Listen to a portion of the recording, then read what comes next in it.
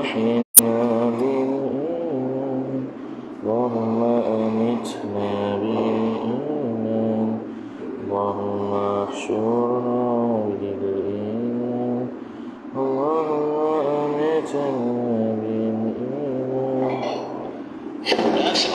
السلام عليكم ورحمة الله وبركاته. أعوذ بالله من الشيطان الرجيم. بسم الله الرحمن الرحيم. الحمد لله رب العالمين والصلاة والسلام على أشرف الأنبياء والمرسلين سيدنا محمد وعلى آله وصحبه أجمعين. سبحانك لا علم لنا إلا ما علمتنا إنك أنت العليم الحكيم. ولا حول ولا قوة إلا بالله العلي العظيم. رب اشرح لي صدري ويسر لي أمري واحلل عقدة من لساني يفقه قولي وسدد لساني واهد قلبي بحق نبيك محمد صلى الله عليه وسلم. اللهم أغننا بالعلم وزينا بالحلم وأكرمنا بالتقوى وجملنا بالعافية. نوينا التعلم والتعليم والتذكر والتذكير والنفع والانتفاع والإفادة والاستفادة والحث على التمسك بكتاب الله وسنة رسوله صلى الله عليه وسلم ودعاء إلى الهدى والدلالة على الخير ابتغاء وجه الله مرضاته وقربه وثوابه سبحانه وتعالى. آمين يا رب العالمين. Boleh kena tak?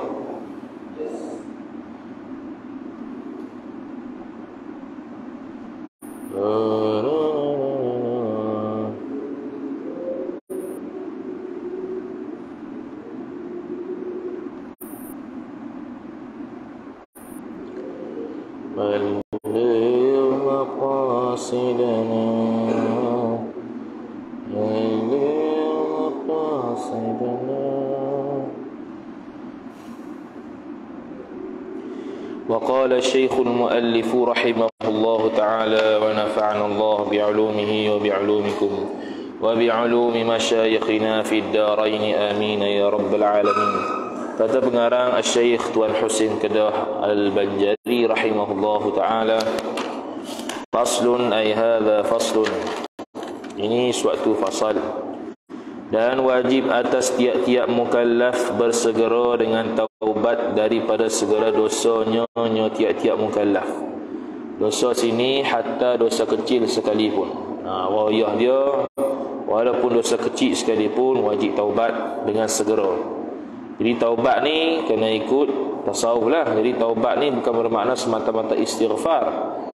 Jadi taubat ni boleh berlaku kalau dia ikut keadaan dia. Jadi kalau orang tinggal semayang, taubat dia qada semayang. Orang yang tinggal puasa, taubat dia qada puasa.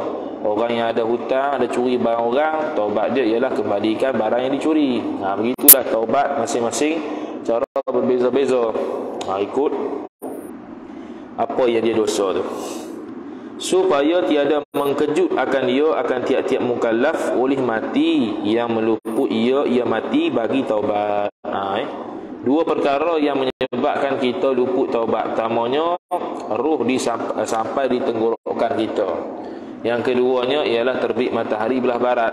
Maka waktu itu taubat tidak lagi diterima Allah Subhanahu wa ta'ala. Bermula orang yang sakit itu, iaitu orang yang sakit sangat dituntut daripada orang yang sakit dengan taubat. Sebab sakit ni nak mati.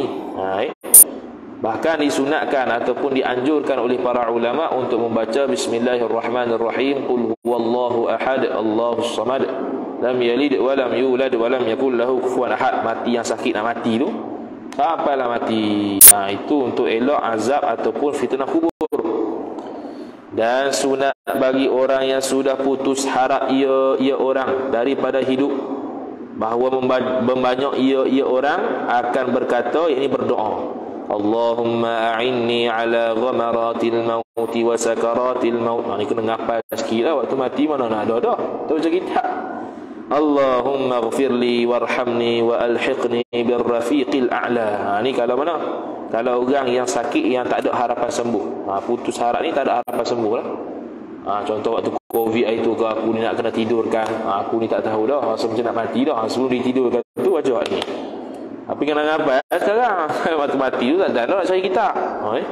Allahumma a'inni ala ghamaratil maut. Wahai Tuhanku, kau tolonglah akan daku atas ghamaratil maut, kesusahan mati ni. Wa sakaratil maut, sakarat maut. Allahumma ighfirli, wahai Tuhanku, ampunilah daku, warhamni, dan rahmatilah aku, wa alhiqni, dan jumpakanlah aku, hubungkanlah akan kadaku birrafiqil a'la, dengan Allah Ta'ala yang maha tinggi.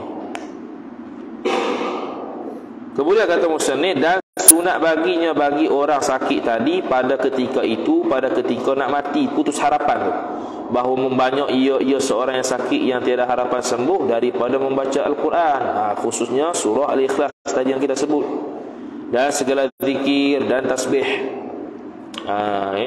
La ilaha illallah, kita mengaji hidayah itu hidayah. Baca la ilaha illallah, la ilaha illallah, agar diberi nikmat terhimpunnya darah kita dan daging kita, la ilaha illallah, sebelum mati.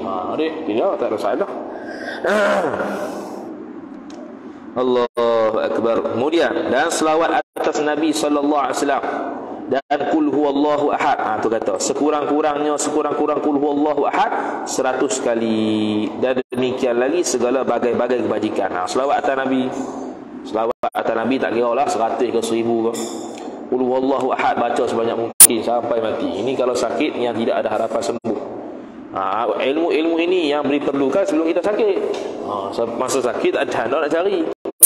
Mula mengharapkan tolong doa kat aku. Tolong doa semua dia tak buat pun. Dan makruh keluh kesah pada ketika sakitnya seorang. Tak boleh keluh kesah, merongok tak boleh. Terima dengan redha. Sabar, tak boleh merongok. Kalau merongok tak sabarlah, sabar syar'i. Dan demikian lagi berperangai. Ini demikian lagi berperangai dengan perangai yang jahat. Jangan. Demikian lagi makruh. Makruh berperangai bersifat dengan bersifat yang jahat.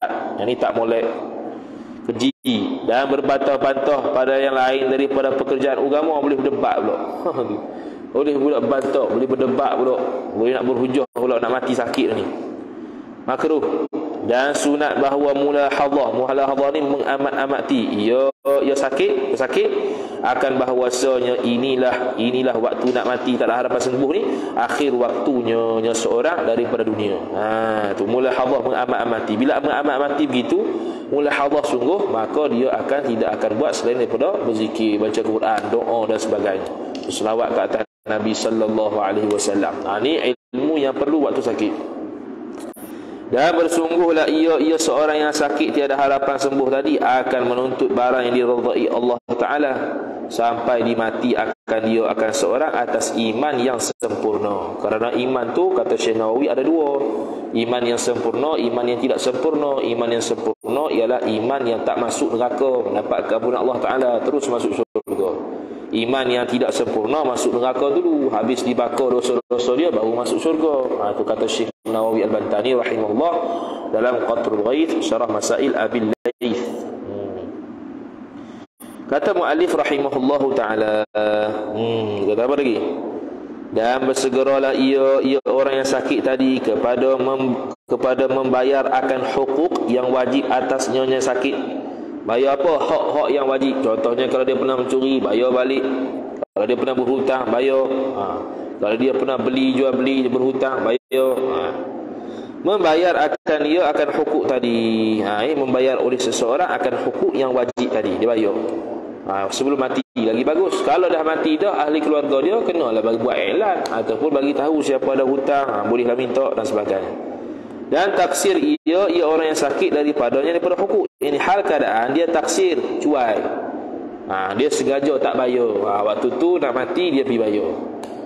Tapi kalau dia terlupa, itu tidak ada masalah. La yukallifullahu nafsan illa wus'aha. Dah terlupa buat kan? Dia tidak taksir, dia terlupa buat kan? Kalau sengaja tak mau bayar, sampailah dia nak mati baru nak bayar, itu taksir. Tu daripada hak Allah Ta'ala dan hak anak Adam. Kalau hak Allah Ta'ala, buat cara Allah Ta'ala.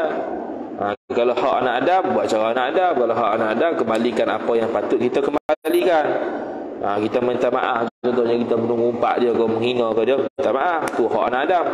Memberi balik barang yang kita curi kalau kita pernah curi, tu hak anak Adam.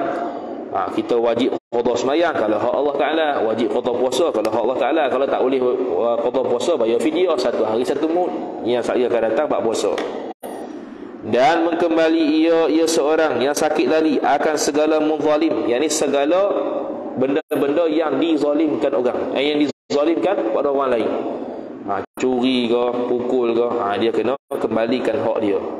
Dan segala amanah orang yang dia pegang, orang suruh jaga kereta ke apa ke, bagi balik, jangan khianati. Dia nak mati ni. Takut mati dalam keadaan harta amanah tu, takut mati dalam keadaan tak sempat untuk kita kembalikan harta yang diamanahkan itu. Orang ingat harta dia, jadi difaraidkan, padahal tu harta orang. Bahaya. Tu. Kemudian kata muallif rahimahullahu taala, dan minta halal dan minta maaf ia seorang daripada segala isterinya seorang. Tengok, kita minta maaf isteri. Apa? Sebab takut ada hak isteri yang kita tak tunaikan. Walaupun isteri itu wajib taat pada suami, ini tidak menafikan suami perlu minta maaf pada isteri kalau tidak tertunai hak-hak dia. Tidak beri nafkah cukup ke, kita ambil duit isteri ke, ambil duit isteri tanpa izin isteri tak boleh. Kena tahu. Itu juga isteri ambil duit suami tanpa izin tak boleh, kecuali kalau tak beri nafkah. Kalau dia tak beri nafkah, ambil sekadarnya, tak ada masalah. Minta maaf hukum hak-hak yang terlepas pandang. Dan anak seorang yang sakit tadi, aku tak bagi pendidikan kau, tak mengajar fardu ain kau, tu hak dia dapat waktu kahwin. Aku tak belajar, tak mengajar, tak pernah hantar dia pergi sekolah-sekolah ataupun tempat-tempat pengajian hiknifah kau. Bahaya tu. Tu tanggungjawab dia. Dan kerabat si mati ni, sebuah mak bapak dia, tok dia, adik-adik sama sendiri. Dan jiran seorang kerana menyakiti jiran tu berdosa. Dan sahabat si mati, seseorang yang sakit tadi. Dan segala orang yang lazim, yakni orang yang sentiasa kira bicara dengan dia, dengan si mati. Ini orang yang sentiasa duduk dengan dia. Tu orang kena minta maaf belaka. Jadi simpulannya minta maaf belaka lah, sama ada ta'yin ataupun secara umum. Mudah-mudahan dia dimaafkan. Dan syukur ia seorang yang sakit bagi Allah dengan segala nikmatnya Allah yang dikurniakan dia nikmat kepadanya kepada orang sakit, seperti nikmat iman dan Islam. Kita kena syukur. Semalam kita dah belajar dari hidayah. Tidak orang yang daging dia sudah meliputi la ilaha illallah serta darah dia, maka dia akan bersyukur, sama ada nikmah atau nikmat. Nikmat pun dia syukur, nikmah pun dia syukur. Dapat baik pun dia syukur, nikmah dapat buruk pun dia syukur, kerana dia tahu Allah Ta'ala yang bagi. Bila Allah Ta'ala yang bagi, semua yang Allah Ta'ala bagi itu benda baik berlaku. Tu pesan daripada orang yang berzikir sehingga jadi darah daging la ilaha illallah. Banyak berzikir la ilaha illallah sehingga menghadirkan banyak hatinya tentang la ilaha illallah, jadi begitu orang yang syukur pada nikmat Allah dan nikmah Allah Ta'ala. Tu semalam kita dah khatam Bidayatul Hidayah Syarah Ummul Barahin. Bagi siapa yang tak ikut tu bolehlah. Ni panggil maraton. Maraton, Jawa maraton. Boleh tak ni? Faham tak? Yang online ni. Kita baca gini-gini je, kita pakai orang aling. Orang aling satu-satu seko-seko. Baru gitu. Ni maraton ni kita ni. Benda yang penting ni. Tolong sendiri kita. Tu. Kemudian kata musannif rahimahullahu taala, dan harap ia orang yang sakit akan dia. Dan harap ia orang sakit akan dia. Akan orang sakit tu bahawa dimati akan dia, akan orang yang sakit atas keduanya iman dan Islam. Itu. Dia mengharapkan diri sendiri, maksudnya dia mengharapkan dirinya sendiri bahawa dia dimatikan dalam keadaan iman dan Islam, kerana itu membawa dia kepada syurga Allah Ta'ala, membawa dia kepada rahmat Allah, membawa dia kepada redha Allah Subhanahu Wa Ta'ala. Dan bahawa diampun segala dosanya orang sakit, yakni sama ada dosa besar ataupun dosa kecil. Dan bahawa diterima segala kebajikannya orang sakit, dan bahawa dijauhkan. Sebab apa dia kata mudah-mudahan? Sebab boleh jadi kalau kita belajar, boleh tak Allah Ta'ala tak terima? Boleh. Kita semayang tak sah, tapi kita tak perasan tak sah, kita ingat sah. Nak buat macam mana? Okay. Lepas tu Syekh Nawawi Al-Bantani sebut dalam kitab Sulamul Munajah Syarah Safinatus Salah, orang yang tertinggal semayang, dia nak qada, dia terlupa nak qada sampai mati, mudah-mudahan Allah Ta'ala ampun. Dia cakap gitu. Okay. Dan bahawa dijauhkan orang sakit tadi daripada siksanya Allah Ta'ala. Itu azab api neraka, kesakitan dalam kubur, keperitan dalam padang mahsyar. Itu semua siksa belaka tu. Dan hendaklah yang ini sentiasalah ia orang yang sakit baik sangka dengan Allah Ta'ala. Ini bukannya azab Tuhan ni sakit-sakit ini rahmat Allah. Dan yakin ia orang sakit bahwasanya Allah Ta'ala itu terlebih kasih sayang kepada nyonya orang sakit daripada itu bapaknya seorang, dan sangat maaf dan mengampun segala dosa hamba seorang. Tu sentiasa husnuzan. Allah Ta'ala bergantung dengan husnuzan kita. Husnuzan kita waktu mati tu, waktu sakaratul maut, sakit nak mati tu, kita husnuzan ketika itu. Bila perlu ilmu sebegini sekarang kita tak tahu nak mati tu. Dan redalah ia sakit pesakit tadi daripada Allah Ta'ala dengan segala pencubaannya. Pencubaan orang sakit, pencubaan ni musibah, ujian yang didatangkan akan percubaan itu atas orang sakit, bayan bagi segala percubaan daripada sakitnya seorang. Redha ni mana tidak benci, dengan takdir Allah Ta'ala terhadap sejak azali. Allah Ta'ala telah menetapkan dia ni akan sakit sekian-sekian yang boleh bawa mati, dan lemah segala anggotanya seorang ataf kepada sakit. Dan setengah bahawa dan sunat bahawa berwasiat ia seorang sakit bagi ahlinya orang sakit, yakni ahli keluarga, dengan sabar atas nyonya orang sakit di dalam sakitnya seorang. Yakni mensabarkan diri dia. Dia suruh wasiat, sunat wasiat. Sunat wasiat supaya nanti kalau aku sakit, tolong sabarkan aku. Mana tidak cepat melenting. Jadi orang sakit ni tambah orang tua contohnya, dia cepat melenting. Dia tak tahan. Jadi dia wasiat siap-siap supaya nanti kalau sakit, tolong sabarkan aku. Dan kemudian daripada matinya orang sakit, dan bahawa jangan dihingar-bingar, yang ni bising di dalam majlis orang yang nak mati itu dengan menangis. Jangan. Lagi tambah risau dia. Jadi relax je. Menangis yang meratak jangan. Dan berbantah-bantah, jangan berbantah-bantah berdebat depan dia nak mati tu. Lagi stres kawan tu nak melalui sakaratul maut. Tiba-tiba kita bagi stres dia lagi. Lagilah kawan tu bermasalah, susah dia nak mati dalam keadaan tenang. Kemudian daripada matinya orang sakit, yang ni menangis dan berbantah-bantah tadi tu, kemudian daripada matinya bising hingar-bingar tu, kemudian daripada mati dia kita kena tenangkan di bilik tersebut, di tempat dia mati tu kena tenangkan. Ini berada dalam keadaan tenang, tidak bising.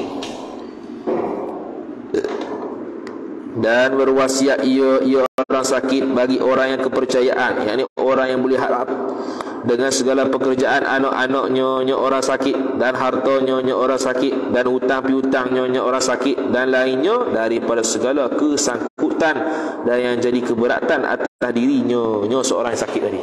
Apa-apa yang muta'allaq, apa-apa yang berkaitan dengan dia, apa-apa yang menjadi taklif, keberatan atas diri dia untuk tunai hak dan sebagainya, dia kabur orang tengah, nanti kalau aku mati buat sekian-sekian, hutang tu bayarlah, kalau aku tak sempat, aku ada hutang puasa 10 hari contohnya.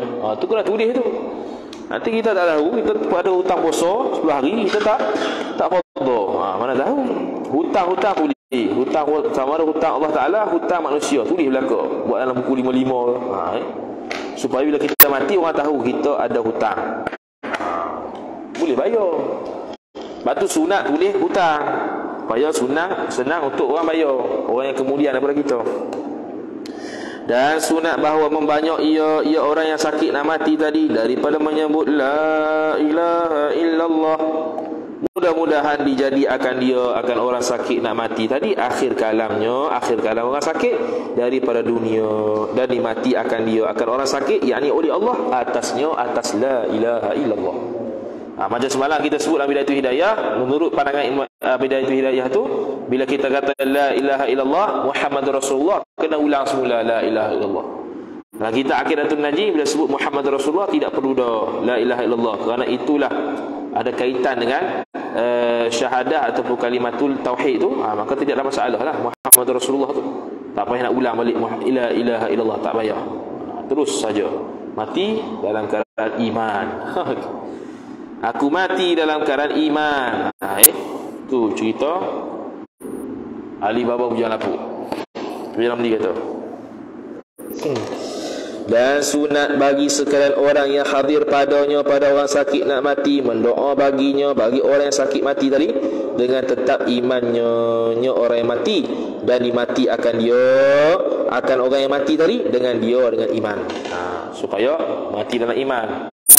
Sebab tu dalam doa jenazah tu panjang-panjang tu, untuk antaranya untuk dia mati dalam keadaan iman, sabit dalam kubur dia, tenang dalam kubur dia, aman daripada azab, aman daripada siksa neraka. Tu. Dan sunat bagi sekalian orang yang hadir padanya pada orang sakit nak mati tadi, tu padanya mendoa baginya, bagi orang sakit nak mati dengan tetap imannya. Habis dah.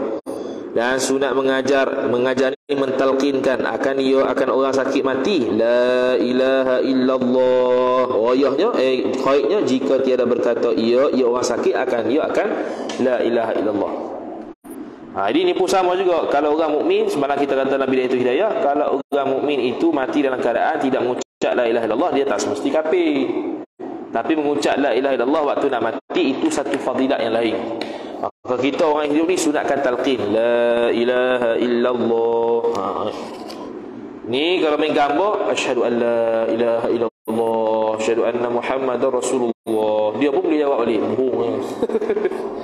Mana boleh dah satu orang nak sakit mati tu tak ada gerak mana dah, gerak lidah. Sebab tu la ilaha illallah kena lidah ya, tak gerak mulut. Mana gerak lidah, la ilaha, kena gerak mulut, la ilaha illallah, la ilaha illallah. Boleh. Dia orang mati sakut mulut tu, tiba-tiba boleh ucap asyhadu an la ilaha illallah. Apa agak tu? Nampak sangat kebohongan tu. Kemudian maka diajar apa tu? Dan sunat membaca Yasin. Habis ni doa belaka ni. Pada sisi orang mati, sisi orang mati muhtadar. Muhtadar ni keadaan sakaratul maut. Dalam keadaan sakaratul maut. Dalam keadaan sakaratul maut. Apa agak jadi pekak ke mana tu. Supaya mudah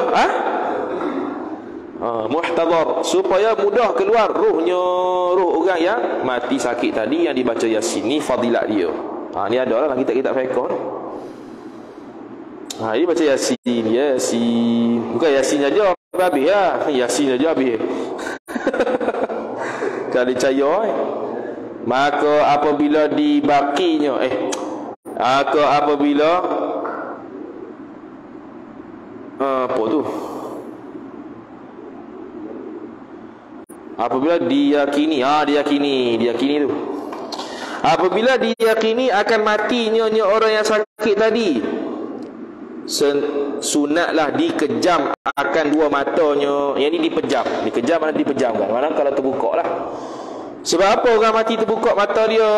Ada dua sebab. Pertamanya kalau dia ahli syurga, dia terkejut nikmat syurga dia nampak.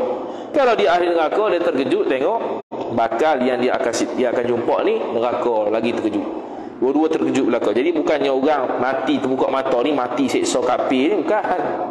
Tu semua gambar filem belaka tu, kena ada ilmu. Tu. Dan lembut segala sendi-sendinya. Yang ini melembutkan segala sendi-sendinya, sendi-sendi orang mati, sebab dia mati keras sakit tu. Dan diletakkan dia akan orang sakit tadi bertelentang hunjur kaki kepada kiblat. Mana kita hunjurkan kaki dia, sendi-sendi ni sini sendi, kat kaki pun sendi lutut tu. Kita main-main, supaya lembut. Nanti nak mandi ataupun nak tanam mudah, dia tidak kerah. Dan ditutup akan dia, akan mayat tadi ataupun orang mati tadi dengan kain yang nipis-nipis, supaya keluar hawanya dan segera dengan mentajhiskan akan dia. Ni mana tadi? Bertelentang mana tadi? Kepada kiblat, dan ditutup akan dia akan apa nama? Akan mayat lah kita kata. Kita panggil mayat lah pula. Mayat dengan kain yang nipis-nipis tutuplah seluruh badan tu. Dia dah mati dah. Yang hospital tu buat tu. Ni belum kapan lagi, tutup saja. Supaya keluar hawanya. Hawa ni biasanya bau-bau je, bau-bau mayat tu. Supaya tak keluar lah, orang tak bau. Dan disegera dengan mentajhiskan akan dia, akan mayat tu. Mentajhis ni kita urus mayat dia dengan kapan, mandi. Cepat segera, sunat segera, kena segera. Tak boleh melambat-lambatkan. Ketahui olehmu bahawasa wajib atas tiap-tiap mukallaf atas jalan fardu kifayah mengerjakan dengan mayat yang muslim. Kita kalau bahasa Melayu mayat, kalau ikut bahasa Arab mayyit, orang yang mati, mayyitun. Yang lain daripada syahid dan yang lain daripada kanak-kanak yang gugur, iaitu 4 perkara. Jadi kalau kanak-kanak yang gugur dan mati syahid, tak wajib buat 4 ni. Ni 4 ni yang selain daripada kanak-kanak yang gugur dan juga mati syahid, maka kena buat 4 ni wajib atas tiap-tiap mukallaf serta seatas jalan fardu kifayah, bukan fardu ain, fardu kifayah. Pertama daripada 4, dimandi akan dia akan mayat tadi jikalau matinya seorang sebab terkelam air sekalipun. Sebab apa dia buat goyah gini? Ini dia panggil syahid akhirat. Jadi syahid dunia akhirat saja yang tak payah mandi, seperti berang wasabilillah. Jadi orang yang tenggelam air, walaupun dia panggil mati syahid, tapi syahid bukan syahid dunia akhirat. Dia bukan mati syahid ma'rikah dia panggil. Syahid ma'rikah ni syahid di medan perang. Kedua daripada 4, dikafan akan dia, akan orang yang mati orang yang mati tadi dikafan.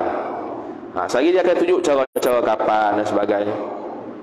Kapan. Ketiganya disembahyang atasnya orang yang mati tadi. Sembahyang. Jadi sembahyang, Allahumma salli ala Muhammad. Jadi kalau adakah sembahyang kalau banyak kali ke atas mayat tu dipanggil i'adah sembahyang ataupun tidak? Tidak. Contohnya satu jemaah orang mati kat mana? Mati kat Terengganu, seorang ulama. Lepas orang sembahyang jenazah tu satu sekali puak Terengganu, lepas tu saya puak Kelantan mari pula, mari jenazah lagi. Mari sembahyang lagi. Lepas tu saya puak Kedah pula mari sembahyang lagi. Adakah tu dikira sebagai i'adatus solat? Tidak.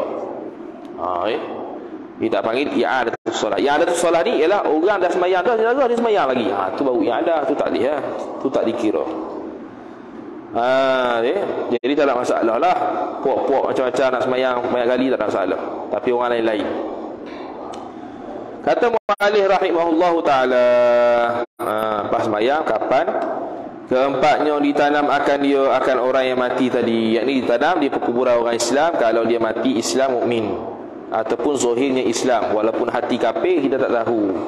Nahnu nahkum bil-zawahir wa nahnu natawalla bis-sarair.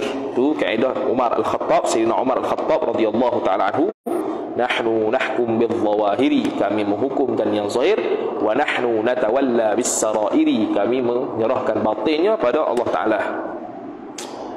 Kemudian kata mu'alif rahimahullah, adapun kafir yang lain daripada harbi dan murtad, maka wajib atas kita kafan akan dia akan kafir yang lain pada harbi dan murtad, dan ditanam akan dia akan kafir tadi, dan haram disembahyang atas nyonya kafir tadi, dan harus dimandikan akan dia akan kafir ni. Kafir mana? Kafir zimmi. Kafir zimmi, kafir yang mendapat perlindungan di bawah negara Islam. Maka hak ni boleh kita kafan, boleh kita tanam. Wajib kita kafan, wajib kita tanam, dan juga harus kita mandikan. Tapi haram sembahyang lah. Ni selain harbi dan murtad. Kalau harbi murtad tak ada lah, buang gitu ya, jadi sampah lah. Tapi kafir zimmi tetap kafir. Dia bukan maksud maknanya dia tu masuk syurga, tidak. Dan adapun mayat yang syahid, iaitu mayat yang syahid orang Islam yang mati ia Islam kerana berperang, ini dipanggil syahid ma'rikah, syahid dalam medan peperangan, dengan kafir, yakni kafir harbi. Benar. Jangan kafir zimmi pula. Kafir zimmi hukum dia haram bunuh kalau tidak ada hak. Kafir zimmi kita haram mengumpat kalau tidak ada hak. Kafir harbi tidak ada masalah untuk bunuh. Yang mati ia orang Islam tadi di dalam berperang. Dan jika tiada cukup silap, maka wajib atas kita tadi dengan kafir kerana dunia, kerana berpegang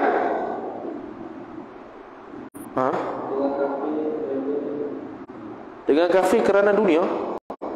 Mayat yang syahid iaitu orang Islam yang mati ia orang Islam kerana berperang dengan kafir kerana dunia.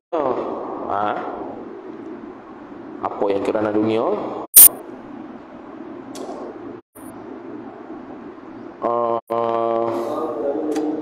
Mayat syahid, dia ni. Mana niat orang mati syahid tu? Niat mati syahid tu kerana dunia. Tetap dia tu tidak dipanggil syahid makrifah. Cuma dari sudut Allah Taala tak kenalah pahala tu kurang. Pahala tu tak dapatlah kerana dia buat kerana dunia, bukan kerana Allah Taala. Itu ataf kerana, ataupun bukan kerana dunia, atau kerana meninggi, yang meninggi oleh orang syahid tadi akan agama Allah Taala, meninggikan kalimah Allah, agama Allah, membela agama Allah. Hak dua ni wajib kiri kafani akan mati syahid ni dengan kain yang dipakai berperang yang mati ia seorang di dalam pakaian tu. Mana tak payah balut daya apa. Kita tanam gitu je. Kita kapang gitu je. Tak payah nak membersihkan darah-darah dia. Kecuali kalau darah itu darah ajnabi, tu wajib bersih. Darah dia mati syahid tak payah kita bersihkan. Darah ataupun najis ajnabi yang lain datang ke dia, itu wajib bersihkan. Dan jika tiada cukup ditambah akan kapan itu. Mana? Kalau tak cukup kapan lah, kalau tak cukup untuk tutup semua tu, dicukupkan, ditambahkan lagi. Dan wajib ditanam akan orang mati syahid, dan haram dimandi akan orang mati syahid kerana dia menghilangkan bekas-bekas darah mati syahid tadi. Kerana orang mati syahid bila dibangkitkan di akhirat, dia seolah-olah beringat macam perang lagi. Dia semangat lagi, semangat pahlawan dia untuk perang ada lagi. Itu bukti dia untuk dia masuk syurga Allah Ta'ala dengan sebab mati syahid. Dan orang yang alim, orang yang menuntut ilmu lebih tinggi pahalanya daripada mati syahid. Ni orang yang belajar ilmu. Dan haram disembahyangkan atas orang syahid. Jadi haram mandi, haram sembahyang, hanya beri kapan saja. Dan ada pun kanak-kanak yang gugur, iaitu kanak-kanak yang gugur. Gugur ni mana tidak beranak secara sempurna lah. Anak beranak dia mengandung-ngandung gugur anak tu. Maka iaitu kanak-kanak yang gugur ia kanak-kanak padahal belum sempurna 6 bulan. Ni perbahasan sebelum 6 bulan. Masa kandungnya budak-budak tu 6 bulan je tu gugur. Maka hukumnya budak-budak yang kurang 6 bulan ni, jika fa fihi tafsilun, jika tiada zahir padanya pada kanak-kanak yang gugur tadi tanda hidupnya kanak-kanak tu. Bawah 6 bulan. Kalau tak ada tanda hidup, mana tanda hidup dia? Gerak, nangis ke. Bergeraklah apa-apa anggota dia. Tu mana tak ada tanda hidup. Kalau ada tanda hidup, mana dia menangis ke, dia bergerak ke. Dan tiada zahir pula kejadian anak Adam yang kedua. Mana kejadian anak Adam ni mana tak ada tangan lagi, tak ada muka lagi, tak jadi kaki lagi, tak zahir. Maka tiada wajib atas kita mukallaf suatu daripada yang 4 perkara itu. Tak wajib buat apa. Lepas tu buang, boleh buang, tetapi sunat dibalut akan kanak-kanak yang mati bawah 6 bulan, yang tidak nampak zahir kejadian anak Adam dan tidak nampak zahir tanda-tanda hidup, dengan kain, dan ditanam akan budak tadi. Satu, ni boleh buat pertuan minda ni. Boleh buat pertuan minda. Orang yang bawa kanak-kanak gugur bawah 6 bulan, tapi syarat dia tidak zahir kejadian anak Adam. Dia tidak ada tangan, tak ada muka, tak ada kaki. Kemudian dia tidak Allahumma salli ala Muhammad, dia tidak ada tanda hidup. Dan jika tiada zahir padanya, pada bayi tu, tanda hidupnya seorang kanak-kanak tadi, tetapi zahir padanya pada kanak-kanak tadi kejadian anak Adam, dia tidak bergerak tapi ada tangan dan kaki dah, tapi bawah 6 bulan, maka wajib atas kita kerjakan padanya, pada kanak-kanak ni 3 perkara yang lain daripada sembahyang, dan haram disembahyangkan atasnya. Jadi budak-budak yang bawah 6 tahun, kalau tak zahir nyata kejadian anak Adamnya, tak nyata alamat hidupnya, maka kita sunat balut, lepas tu tanam. Tak ada wajib buat apa-apa. Kalau bawah 6 bulan, zahir kejadian anak Adam tapi tak ada tanda hidup, maka wajib buat selain bersemayang. Dan jika ada zahir padanya pada seorang anak tadi tanda hidup, seperti bersuara atau bergerak-gerak, kemudian daripada keluarnya anak tadi, yakni daripada perut ibunya, dan jika kurang daripada 4 bulan masa kandungnya itu sekalipun, maka iaitu seperti orang besar juga. Maka wajib kita kerja daripadanya, daripada orang ni 4 perkara yang tersebut itu. Jadi beza tu. Kanak-kanak yang kurang 6 bulan, pertamanya kalau tak zahir dia tanda hidup, tak zahir kejadian anak Adam, maka tak wajib buat apa, sunat balut, tanam. Kalau tak zahir padanya kanak-kanak yang kurang 6 bulan ni tanda hidup, tapi zahir ada kejadian anak Adam, maka haram buat semayang. Selain daripada tu kena buat, wajib buat. Adapun orang yang zahir tanda hidup, orang yang zahir tanda hidup, orang yang zahir tanda hidup, maka dia walaupun 4 bulan sekalipun, maka dia wajib buat semua. Adapun kanak-kanak yang diperanakkan akan dia akan kanak-kanak, kemudian yang selepas daripada 6 bulan masa kandungnya kanak-kanak itu, maka wajib kita mandi akan dia akan kanak-kanak itu, dan dikafan akan dia akan kanak-kanak itu, dan semayangkan atasnya kanak-kanak itu, dan ditanam akan dia akan kanak-kanak itu jikalau keluar ia kanak-kanak padahal mati. Mana wajib semua. Kalau atas 6 bulan wajib semua. Kalau kurang 6 bulan saja fafihi tafsil. Dan jika tiada zahir padanya pada orang kanak-kanak yang 6 bulan ke atas tu, kejadian anak Adam sekalipun, wajib juga dia tanam, kafan, mandi, sembahyang. Jika diketahui akan dia akan kanak-kanak tadi anak Adam, ini kalau tahulah tu anak Adam, lepas tu dia tidak berbentuk anak Adam, dia tidak ada tangan dan sebagainya, maka wajib. Kerana keluar ia daripada takrif gugur, kerana keluar ia kanak-kanak ia tiada zahir.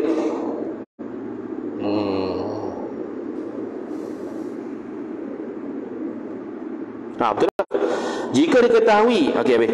Kerana apa? Kerana keluar ia budak-budak yang atas pada 6 tahun ni, 6 bulan ni, ialah keluar ia daripada takrif gugur. Makna orang yang atas kandung 6 bulan ke atas ni, beranak dan sebagainya, mati kanak-kanak tu, dia tak panggil gugur lah, tak panggil istilah gugur, walaupun kita panggil gugur. Mana takrif gugur ni ialah budak-budak yang masa kandungnya 6 bulan ke bawah, bukan 6 bulan ke atas. Jadi 6 bulan ke atas walaupun tidak ada kejadian anak Adam lagi, tak ada tangan apa semua lagi, tapi tetap diwajib mandi, kafan dan sebagainya. Dia macam orang besar, orang dewasa. Syahdan, bermula sekurang-kurang mandi, iaitu sekurang-kurang mandi meratakan akan air pada segala zahir badannya seorang. Tu sekurang-kurang. Macam mandi wajib lah, daripada hujung rambut sampai hujung kaki wajib kena air. Tu sekurang-kurang. Kemudian daripada, yakni selepas, buat tu selepas daripada dihilangkan akan najis yang ada pada badannya orang mati. Sama juga mandi wajib. Mandi wajib kalau ada najis air ni, wajib kita hapuskan dulu, baru kita datangkan air untuk meratakan air untuk mandi wajib kita. Kalau tak boleh lah, jadi najis lah benda tu.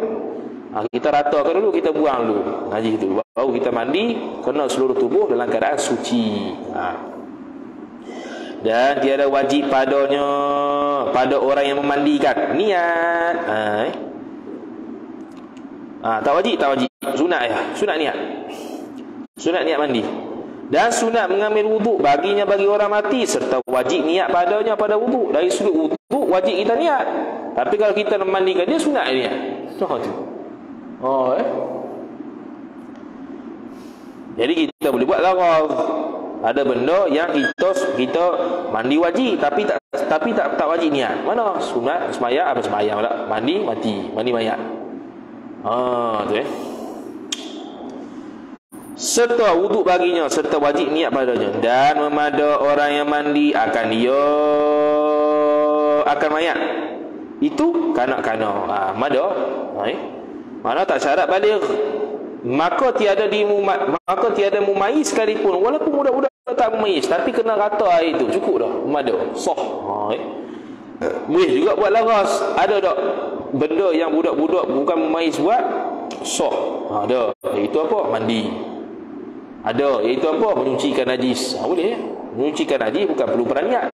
Mandi wajib bukan perlu berniat. Jadi walaupun dia bukan ahlun niyah, dia buat sah. Macam tu orang kafir pun sah juga. Orang kafir sah sebab apa? Sebab dia bukan ahlun niyah. Jadi mandi tidak perlu berniat. Dia sunat je niat, maka dia boleh mandikan orang kafir. Dan orang gila dan kafir. Tu kata. Dan perempuan yang haid dan nifas. Sebab perempuan haid dan nifas tidak syarat mandi ni ahlun niyah, sebab sunat saja niat. Jadi tak payah niat lah. Niat sebab sunat je niat. Jadi bila sunat niat, orang yang bukan ahli niat pun boleh buat mandi tersebut. Dan jin.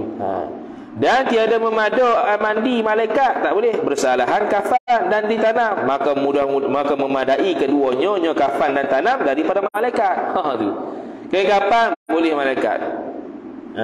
Mandi pula apa tadi? Tanam boleh malaikat. Tapi mandi kena kita sendiri.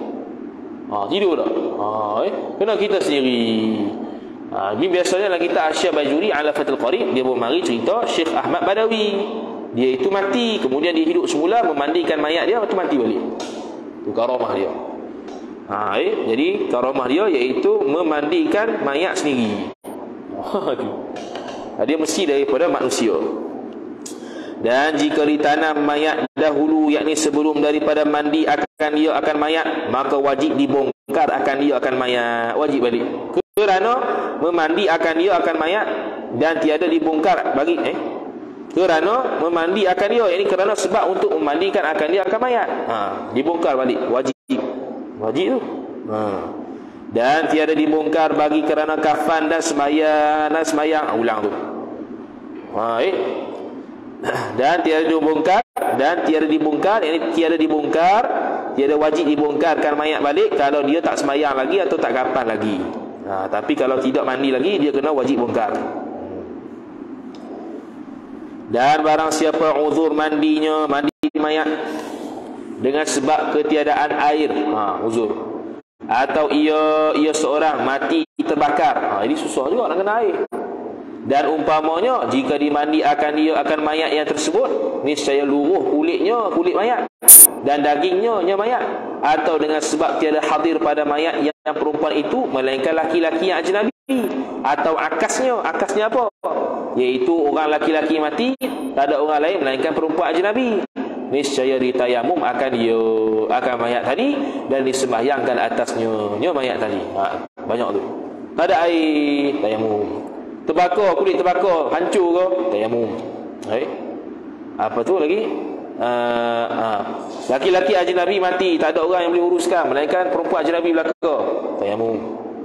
Sebab kalau nak mandi parak juga, nak tengok macam-macam. Begitu juga orang perempuan yang ajnabi yang mati, hanya laki-laki je ada, laki-laki yang ajnabi, tayamum, tak wajib mandi, tayamum saja. Atau ada atas badannya seorang najis yang tiada dimaaf akan dia akan najis, dan uzur menghilang akan dia akan najis, yakni oleh seseorang, seperti najis yang di bawah kulit kulub. Dia tak potong lagi, jadi payah nak bersih contohnya. Yang tiada dapat disuci akan dia akan kulub, mana kulub yang disucikan maka wajib mandi jugalah. Maka kata Syekh, mana khilaf. Kata Syekh Ibn Hajar, ditayamum akan dia akan orang tu, dan disembahyangkan atas orang tersebut. Dan kata Syekh Ramli, tiada ditayamum akan orang tersebut, dan ditanam akan orang tersebut dengan tiada sembahyang atasnya. Ada lagi parok. Jadi biasanya nusantara kita ambil pandangan Syekh Ibn Hajar dalam bab. Kalau Syekh Ramli nampak aib mayat. Sebab apa? Sebab tak sembahyang. Kenapa tak sembahyang? Jadi banyak orang jahil zaman ni. Jadi kenapa tak sembahyang ni? Sedangkan kita ikut Syekh Ramli contohnya. Lebih baiknya yang sesuai untuk masyarakat kita ni, Syekh Ibn Hajar lah, tayamum dan sembahyang. Kalau Syekh Ramli dia kata tayamum dia kata tak payah tayamum, ditanam tanpa sembahyang. Nampak pelik kawan ni sebab apa tak sembahyang? Kafir ke mana? Jadi masalah. Jadi ambil orang yang masalah kulub ni yang tak dapat dibersihkan. Kalau dapat dibersihkan wajib juga mandi. Ni tak dapat dibersihkan. Macam mana tak tahu, dia dapat dibersihkan. Maka khilaf. Ibn Hajar kata tayamum dan sembahyang. Dan juga yang Syekh Romli kata tak payah tayamum, tanam saja tanpa sembahyang. Tu berat lagi.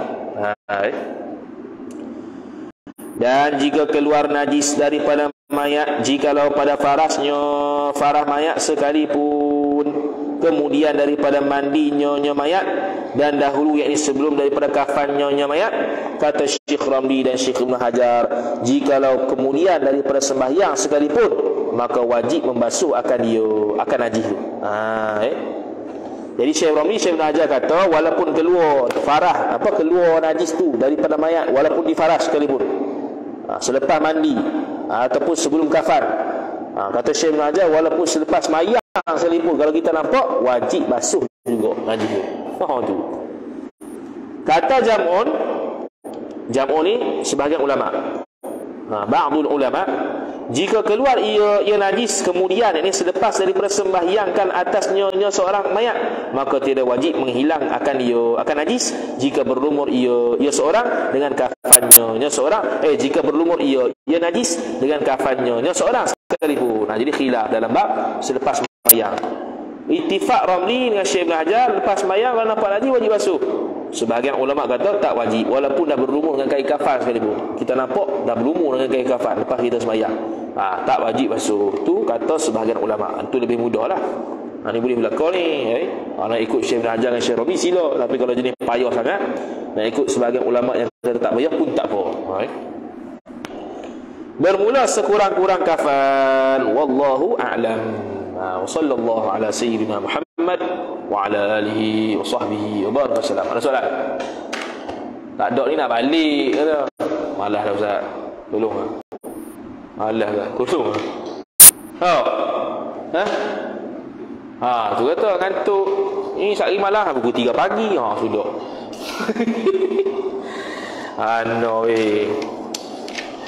Wallahu a'lam.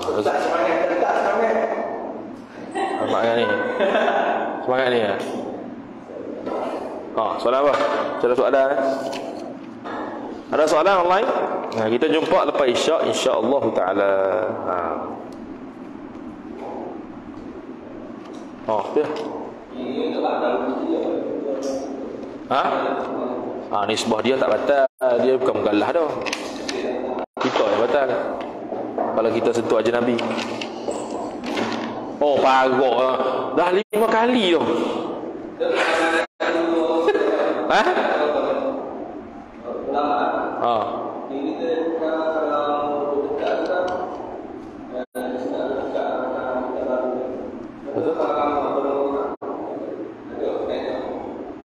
Betul? Kaedah bertawaru.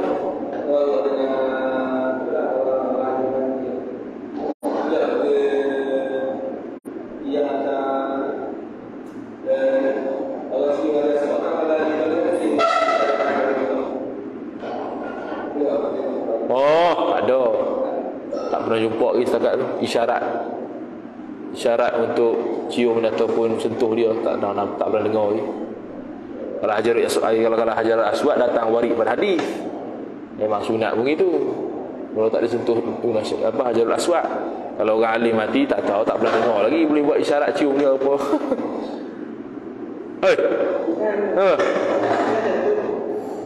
Dia mau tak pernah pergi umrah lagi, nyak dah.